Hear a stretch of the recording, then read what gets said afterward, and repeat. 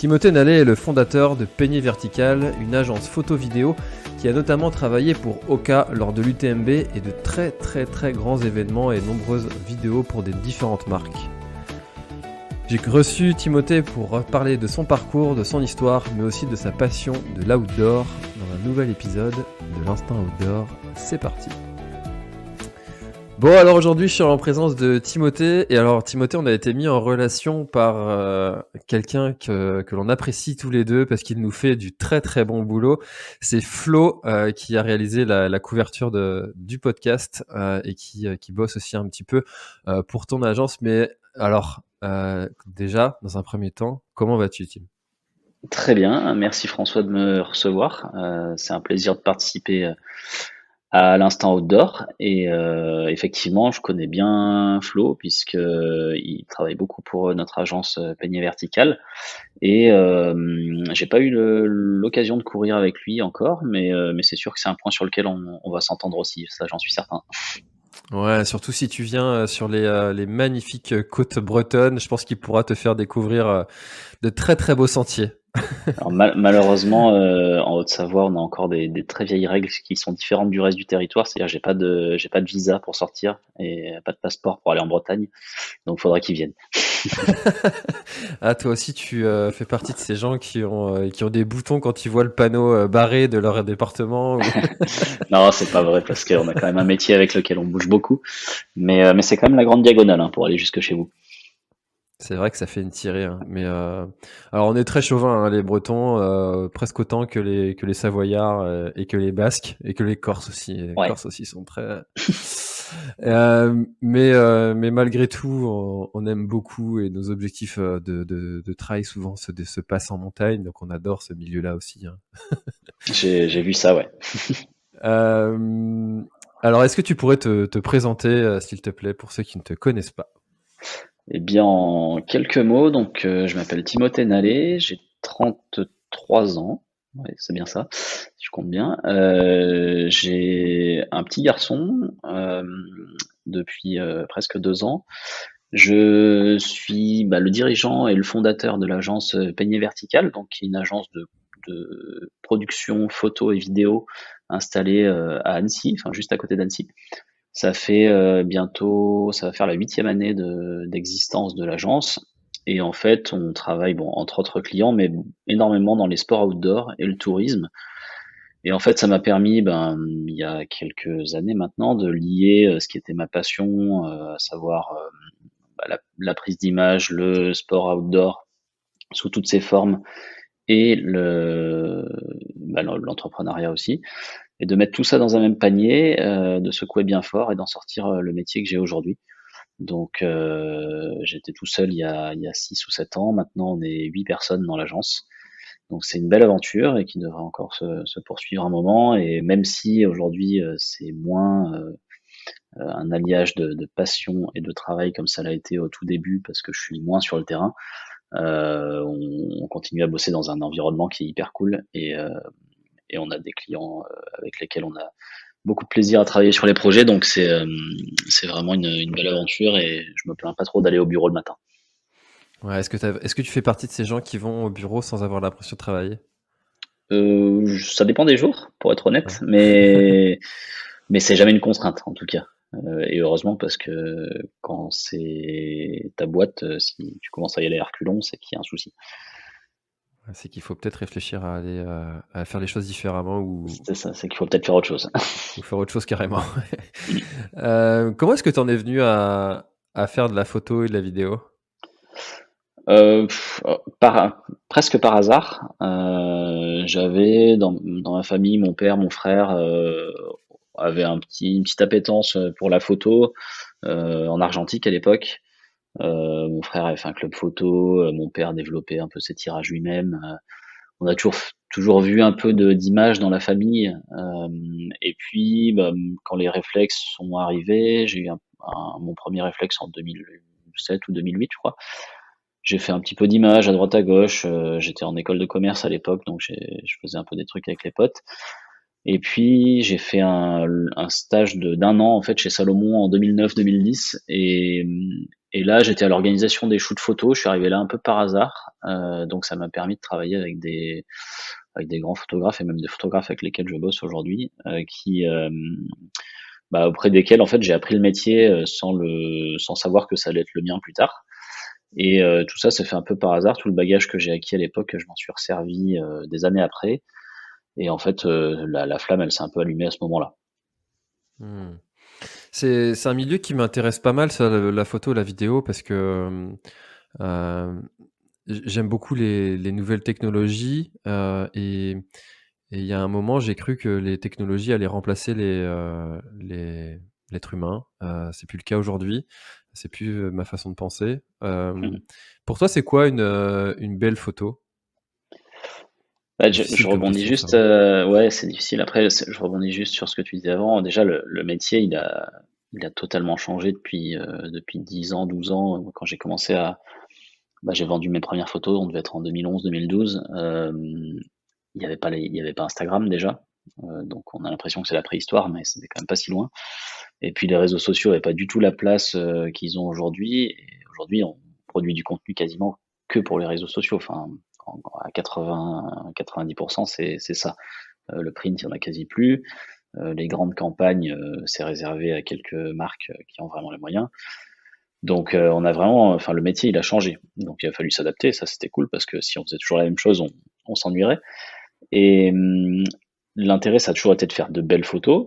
Mais belles photos, pour moi, c'est subjectif. C'est-à-dire que déjà, tout le monde n'a pas les mêmes goûts. On s'en aperçoit vite quand on monte des images. On peut montrer une sélection de 10 images, ça sera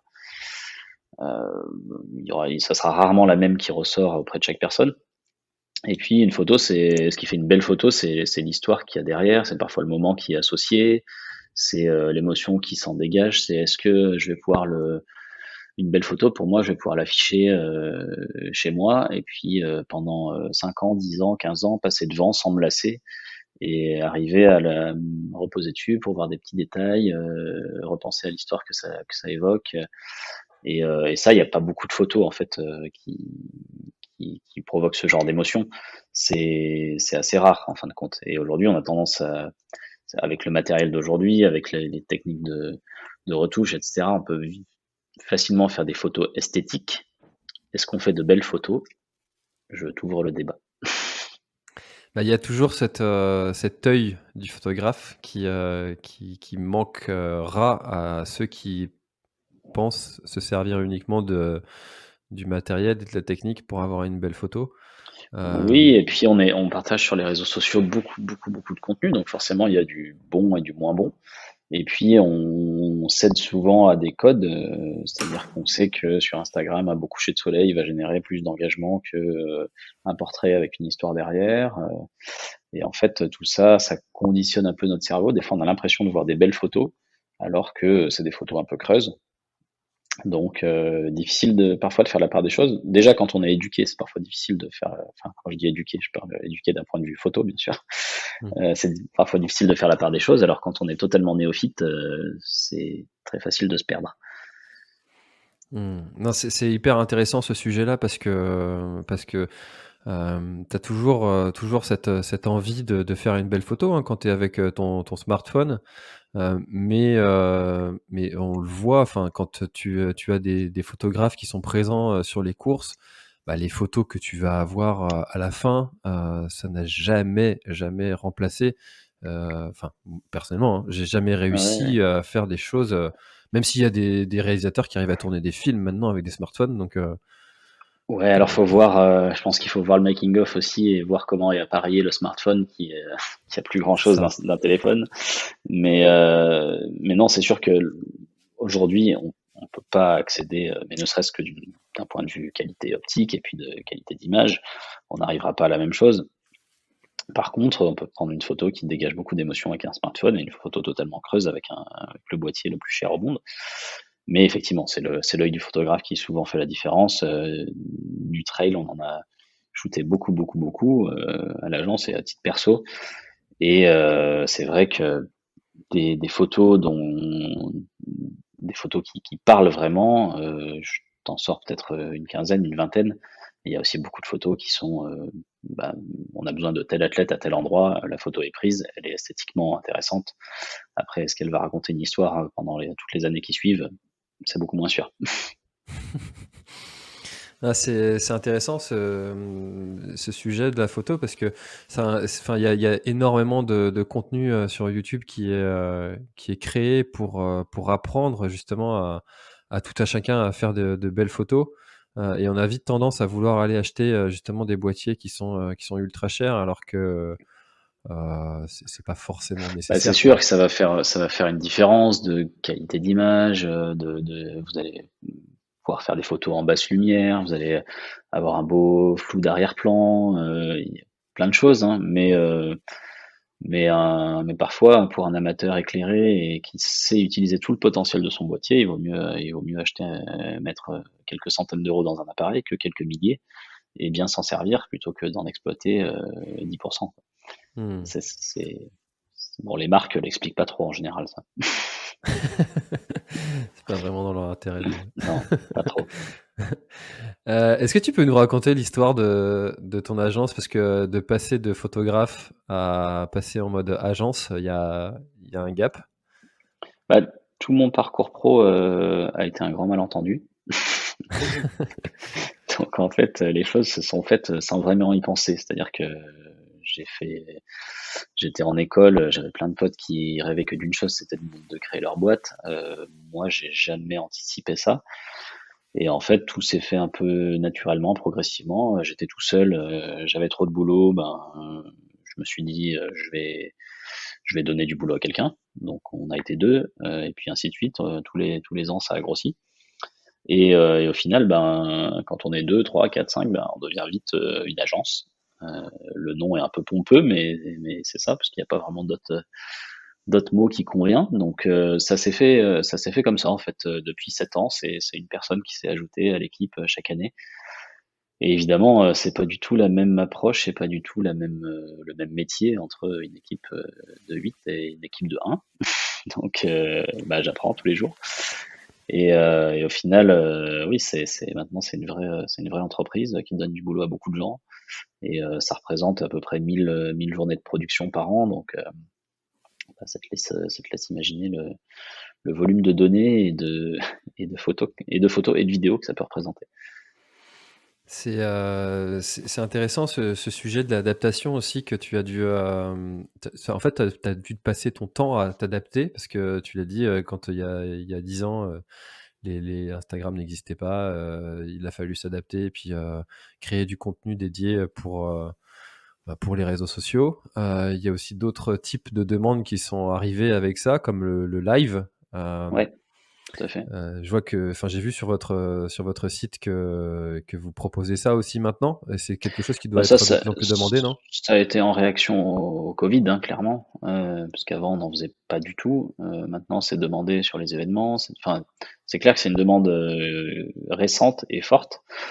Après, en fait, l'adaptabilité, déjà, c'est le maître mot de notre métier parce que ça change tout le temps et en plus, une agence, il faut être hyper réactif aux demandes des clients. Enfin, c'est ça qui fait que ça fonctionne ou pas, hein. Pour moi, c'est au plus on est réactif, au plus les clients ont confiance, au plus ils reviennent ou nous recommandent.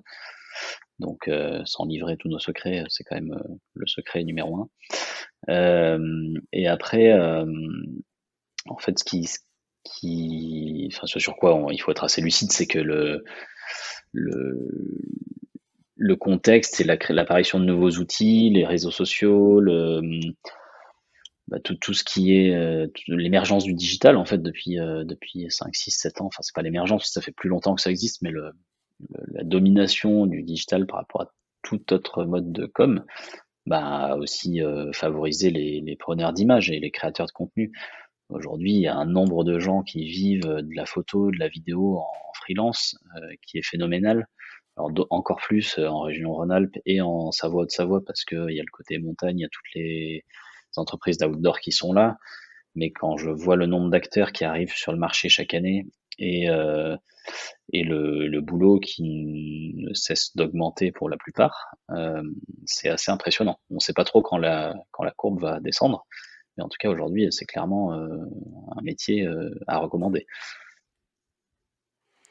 Si une entreprise ne communique pas en vidéo en 2022, c'est une entreprise qui n'existe pas en communication quasiment, hein. Elle n'existe pas ou très peu. Alors après, ça peut, enfin, il y a des entreprises qui n'ont pas besoin, hein, qui ont même pas besoin de communiquer, mais oui, c'est devenu le vecteur de com numéro un et même des fois, sans trop de réflexion, hein, des fois les boîtes communiquent sur les réseaux parce qu'il faut remplir une case, parce qu'il faut communiquer. Et c'est aussi notre rôle de les accompagner, de leur dire bah oui, vous avez un budget, on va faire des choses, mais essayons de les faire intelligemment pour que le contenu, ça soit pas du un clic et que ça soit vu 4 secondes et puis que vous ayez un joli nombre de vues et que ça aille pas plus loin. C'est le, c'est un peu ce qu'on essaye d'apporter aujourd'hui aux clients parce que c'est vrai qu'on a l'impression que certains bah, vont créer du contenu à tout prix et qui est très peu ou très mal exploité derrière. T'as des exemples de ça, un peu Ça, de choses qu'il faudrait ne pas faire en termes de création de contenu, sans citer lui il fait de la merde, c'est pas l'objectif, hein, mais non, ne pas faire. Non, l'erreur qui est souvent produite, et nous, ce qu'on nous demande, c'est souvent, je veux faire une vidéo, je veux faire une vidéo. Voilà, démerdez-vous. Et ma question, c'est souvent, bah, pour qui, pourquoi, vous voulez parler à qui, vous voulez raconter quoi, combien de temps ça va durer, et souvent, en fait, voilà, j'ai un budget, je veux faire une vidéo, mais ça s'arrête là. J'ai pas de, j'ai pas de plan qui va avec. Et ça, on pourrait croire que quand les sociétés décident de mettre de l'argent sur de la vidéo, c'est très réfléchi, mais c'est pas toujours le cas. Donc c'est pour ça qu'il y a un rôle de conseil qui est important. ouais, donc ça c'est vraiment aussi peut-être la plus-value que Peignée Verticale apporte à ses clients. Ouais, C'est Penny Vertical et plein d'autres agences, mais c'est surtout ce que fait une agence parce que par rapport à quelqu'un qui est tout seul et qui doit gérer tout son business, sa compta, son matériel, ses shoots, sa post-prod et tout ça, ben, la partie conseil et la partie prise de recul, des fois, elle en prend un petit coup. On peut pas tout faire, hein. C'est mmh. c'est évident. C'est l'avantage de bosser en agence et d'avoir une équipe structurée autour de toi, quoi. Oui, c'est ça, hein, ouais. Mmh. Est-ce que tu as des projets comme ça dont tu es peut-être le plus fier ou je sais pas, une expérience à nous partager ou que tu retiens particulièrement de captation de vidéos, photos, un Bah, moment ouais, que tu trouves. les plus beaux projets de l'agence, clairement, et en plus ça va très bien avec le thème du jour, c'est des suivis du TMB. Ça fait 4-5 ans maintenant qu'on suit du TMB, ben, pour plusieurs marques, mais notamment pour Oka. Et cette année, on avait mis en place une équipe de 30 personnes sur une semaine pour créer de la photo, de la vidéo. C'est une équipe énorme, du coup c'est hyper stimulant et intéressant à gérer. Il y a des problématiques de droit d'accès, de droit de réactivité, d'être sur le terrain, d'arriver à coordonner les gens à droite à gauche, le jour, la nuit, dans plein de contextes, avec de la météo qui peut être très bonne ou très mauvaise. Et du coup, c'est des projets géniaux parce que pendant 2 semaines, on est la tête dans le guidon, on vit, on mange, on dort UTMB.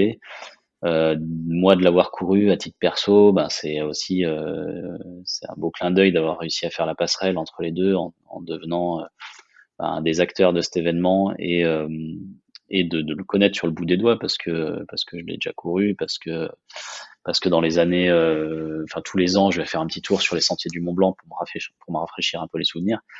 Et c'est hyper cool sur ce point-là d'arriver à faire la passerelle entre les deux et en plus de faire bosser autant de monde sur sur une semaine voire deux parce qu'il y a toute la post-prod derrière. C'est sûr que c'est des projets dont on est hyper fier.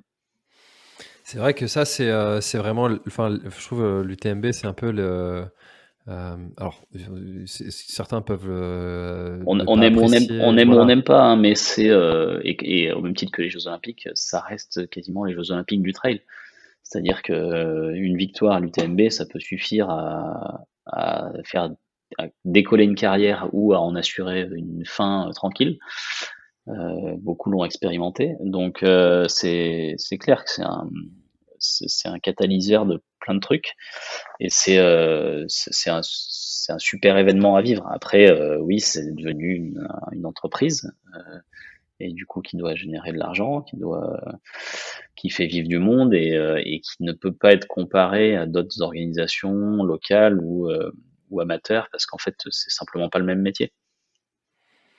C'est Stéphane Brognard qui me disait dans un des cafés trailers que j'animais avant, il écrivait sur son blog euh, et que tout le monde s'en foutait. Et à partir du jour où il a fait top 10 à l'UTMB, ce qu'il disait, c'était admiré par, et lu Ouais, par c'est plein de ça. gens, alors que le Stéphane Brognard, il n'avait pas changé. Non, exactement, mais il y a aussi plein d'athlètes qui ont à un moment inscrit l'UTMB dans leurs objectifs, peut-être pas par conviction, mais aussi parce qu'ils savaient que les retombées seraient hyper intéressantes, et suffiraient à leur apporter la lumière médiatique qu'ils méritaient sûrement. Et bon, après, il faut faire un bon résultat, c'est pas acquis, parce qu'on en voit un paquet qui voit pas la ligne d'arrivée. Mais c'est clair que c'est un tremplin extraordinaire pour certains athlètes. Là, comme ça l'a été pour le plus connu d'entre eux, qui est Kylian Jornet, ou François Den, François. plus récemment. Hein. S'ils n'avaient pas eu ce tremplin-là, médiatiquement, ça aurait été autre chose. On peut gagner 10 fois le Grand Raid de la Réunion. Je pense que médiatiquement, ça vaut pas une victoire à l'UTMB.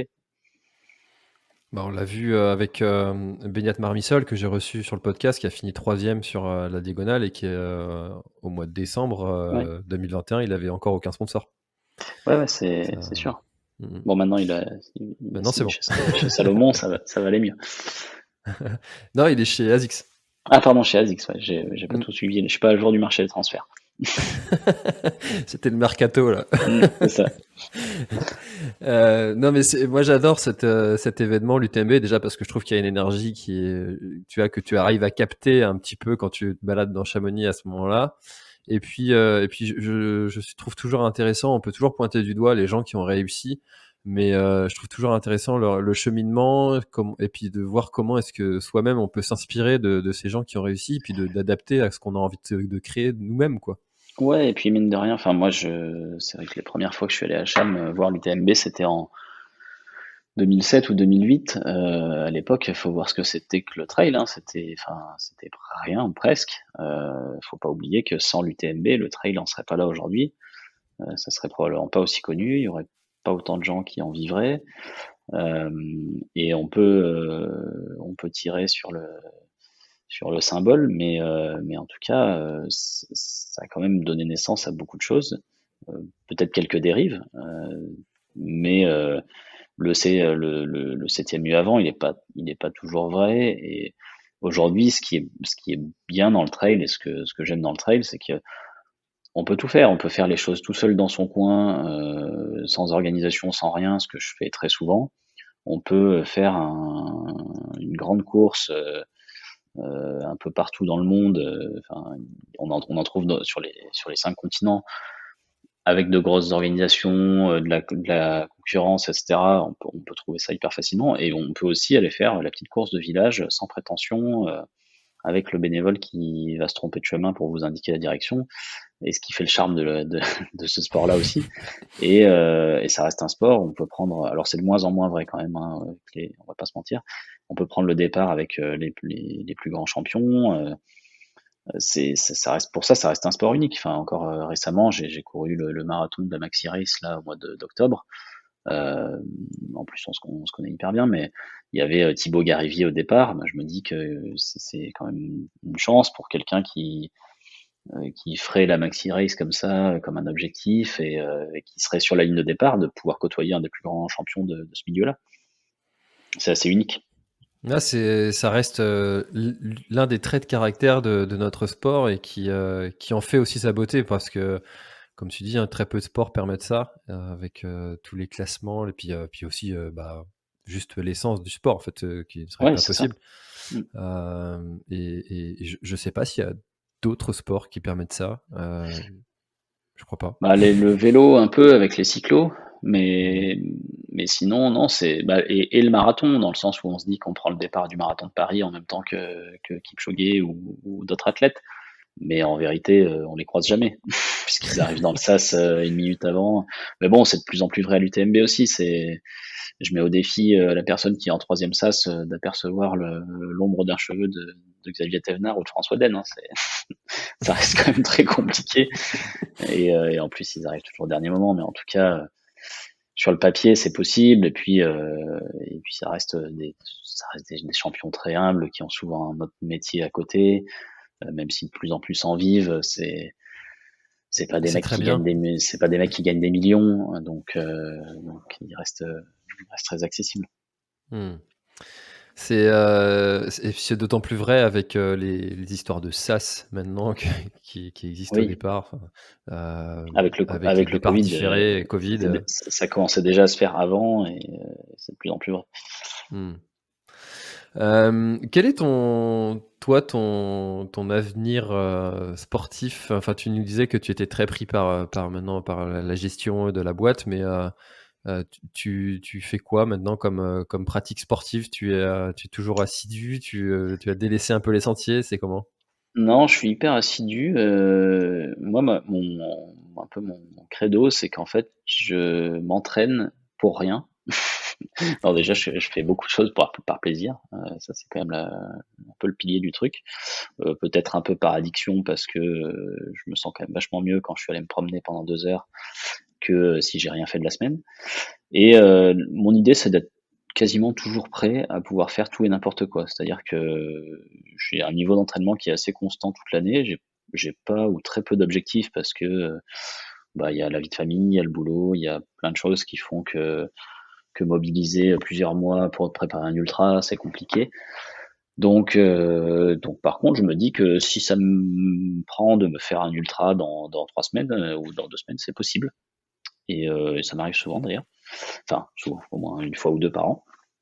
Et c'est ça le côté hyper intéressant que j'ai dans ma pratique aujourd'hui, c'est qu'elle est complètement libre. Enfin, de toute façon, j'ai jamais eu de compte à rendre à personne, mais c'est vraiment par plaisir et c'est un mix de ski de rando, de VTT, de vélo de route, de trail, de rando, enfin de rando ou trekking. Et c'est ce mélange-là, assez curieusement en fait, je crois que je fais de plus en plus de sport. Alors peut-être pas d'entraînement, mais en tout cas, je passe à peu près 500 heures par an dehors, ce qu'il faut quand même réussir à caser dans l'emploi du temps, quoi. Ouais, j'imagine. Et alors, ça m'intéresse à ce côté emploi du temps, parce que c'est un sujet sur lequel je travaille en ce moment personnellement, parce que Du j'ai Tetris. beaucoup de mal, ouais, j'ai beaucoup de mal à aller m'entraîner, et même si tu sais, il y a ce truc, en fait, quand t'es à ton compte, eh ben, tu sais que l'heure que tu vas prendre pour aller t'entraîner, c'est une heure où tu seras pas à faire d'autres tâches qui sont nécessaires pour ton boulot. Ouais. Et tu culpabilises un petit peu, il y a ce truc un peu qui est Ouais, puis d'un côté, tu sais que tu peux y aller tout le temps, donc finalement, tu y vas pas. exactement. Donc il y a un peu de ça. Après, moi, je suis pas trop du matin. Me lever à 5 heures du matin pour aller courir, c'est pas trop mon truc. Pour faire du ski, quand il y a de bonnes conditions, pourquoi pas. Mais pour courir, vraiment, ça m'arrive 5 fois par an. Non, après, c'est souvent, j'essaye de faire coïncider les choses. C'est-à-dire que déjà tout ce que je peux faire en courant, si c'est, j'en sais rien, moi, aller chercher la voiture au garage, faire un truc de 4-5 bornes, je vais le faire en courant plutôt qu'en voiture si je peux. J'amène souvent mon petit le matin en poussette, donc je fais 7-8 bornes avant d'arriver au bureau. Il me reste plus qu'à me doucher pour allumer l'ordinateur. Et puis c'est souvent des sorties longues le week-end. Donc après, ça peut être des sorties de midi entre collègues, on a en plus le bureau au bord du lac à Annecy, donc c'est quand même un cadre extraordinaire pour aller faire du sport. Et c'est en fait essayer de sauter un peu sur les opportunités pour faire rentrer je dirais pas des entraînements, mais au moins des séances d'activité, parce que sinon, si c'est sûr que si on attend le bon créneau, ou que le soir à 20 heures après s'être délesté de toutes les obligations, il faut ressortir au mois de janvier pour aller courir 1 heure et demie dans la nuit. Non, ça, je le fais pas. C'est vrai que ça, c'est compliqué, hein, de ressortir le soir, là, quand tout le monde est couché. Non, Enfin, c'est pas l'idée. Ouais. non, non, non, ça, j'y arrive pas non plus. Une fois que j'ai Je l'ai, mangé, je l'ai eu, c'est je fini. l'ai eu fait, mais je le fais plus. Et non, la pratique aujourd'hui, c'est vrai qu'en 2020, là, les années des gros confinements, j'ai mis en place de beaux projets avec l'agence. On avait imaginé un truc qui s'appelait les 4 majeurs. On a fait l'idée c'était de faire 4 défis sportifs d'ampleur dans l'été. Bon, il n'y en a eu que 3 sur 4, mais j'ai traversé, enfin, fait la traversée des 14 sommets de plus de 2000 mètres du massif des Bauges avec Audrey Tanguy. Donc Mmh. on est loin d'avoir fait un record parce que François Den nous a mis quasiment 9 heures, je crois, mais par contre on a établi un record féminin et ça restait quand même une trace de 100 bornes et 10 000 mètres de dénivelé en moins de 24 heures dans un terrain hyper technique. En juillet, au mois d'août, après, j'ai fait sur 2 jours 150 km avec Xavier Thévenard.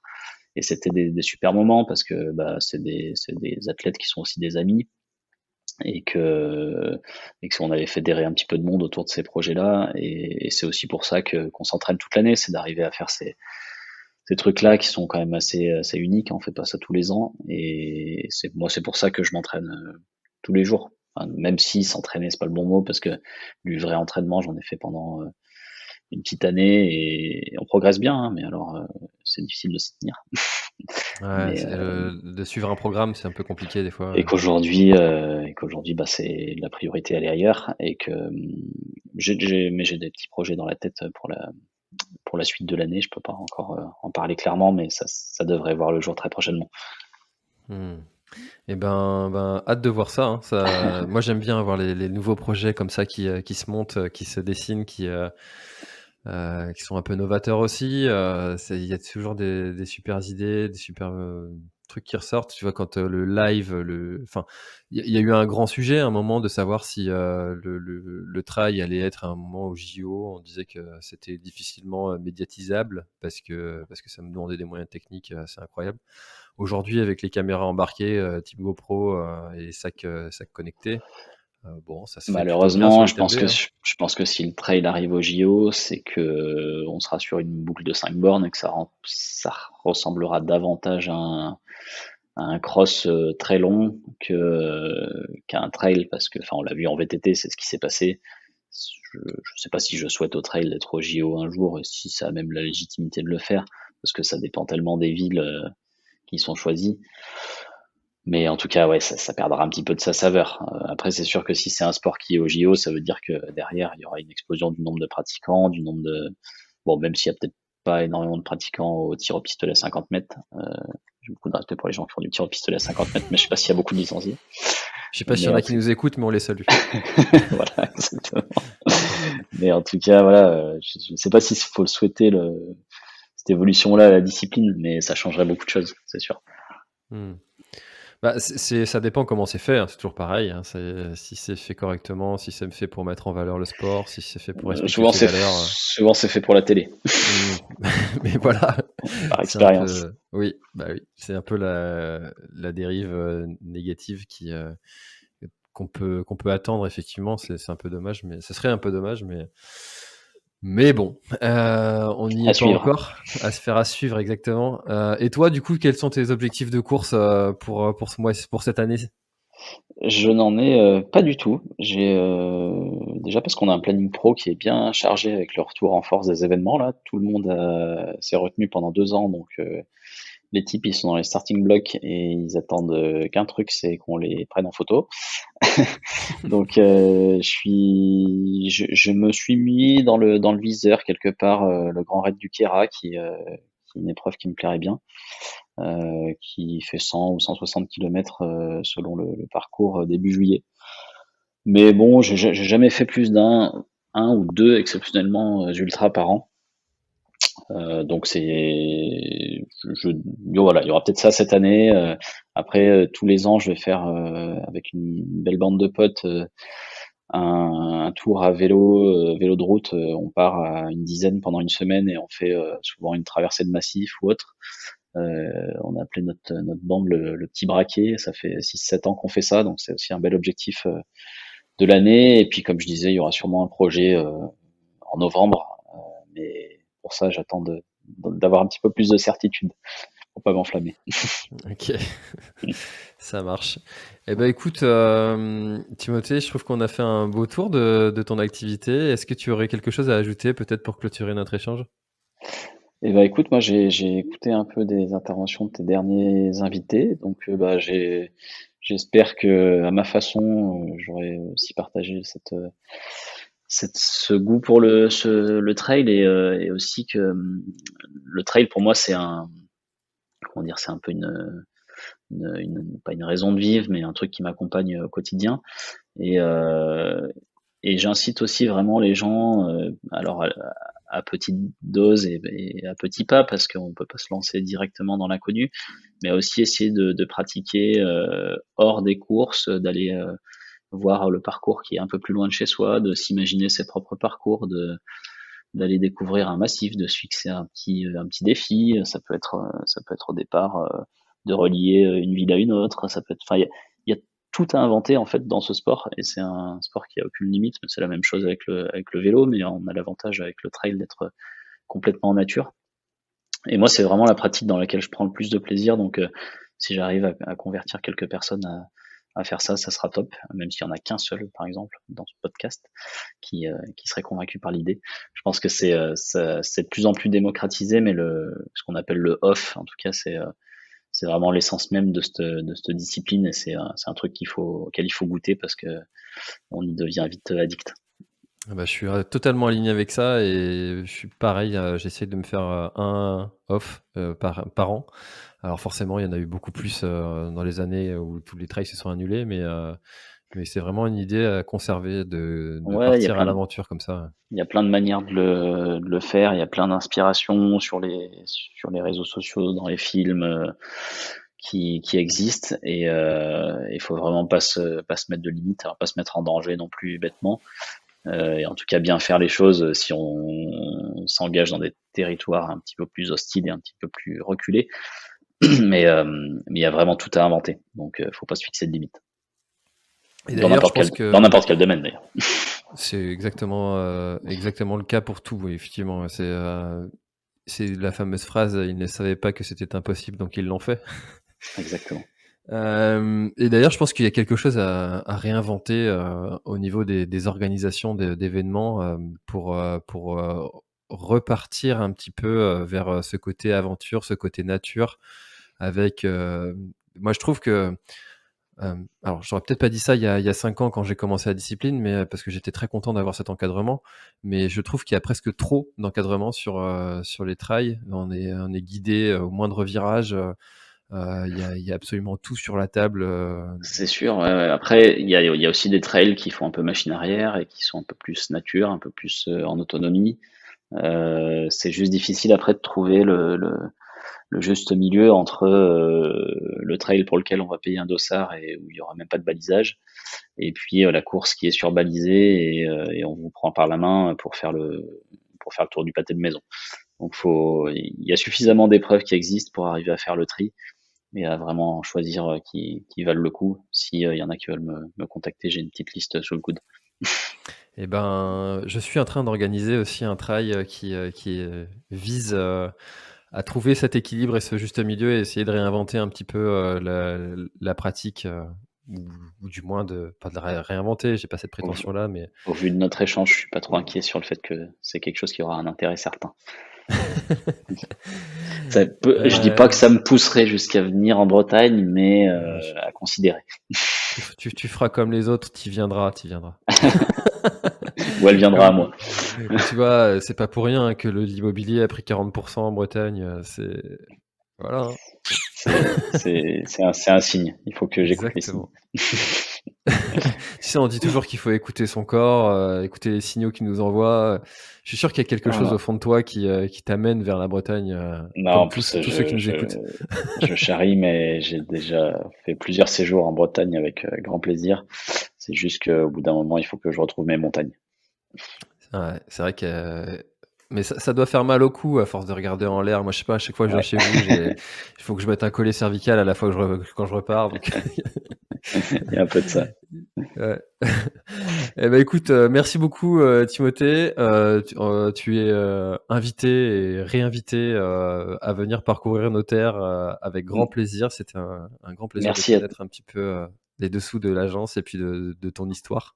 Merci à toi. Et puis, écoute, au plaisir de se croiser sur un trail ou ailleurs. Exactement, avec plaisir. À bientôt. Merci beaucoup et bonne journée à tous.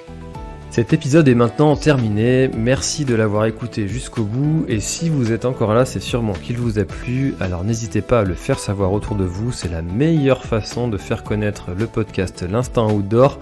Parlez-en, partagez les épisodes, merci beaucoup pour votre fidélité et à très bientôt dans un prochain épisode.